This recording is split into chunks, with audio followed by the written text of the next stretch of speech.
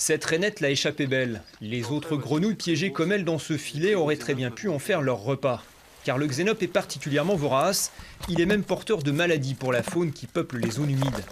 Inquiet de sa prolifération, le parc naturel régional Loire-Anjou-Touraine a délégué spécialement un technicien pour le traquer.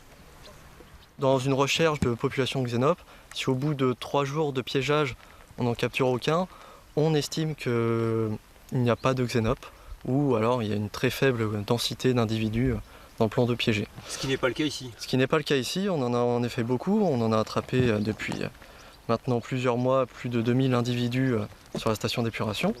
Les premiers spécimens ont été découverts dans le nord des Deux-Sèvres où un laboratoire en faisait l'élevage dans les années 80. Mais depuis, le xénope a colonisé des étangs, des rivières et s'est répandu dans tout le Saumurois.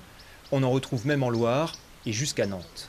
Il profite en fait de ces grands cours d'eau en fait, pour gagner de nouveaux territoires, de nouvelles mares, des nouvelles stations d'épuration, pour gagner ensuite de plus en plus vers l'ouest. Le maire de Brézé se serait bien passé de la présence de ce batracien dans ses bassins de rétention.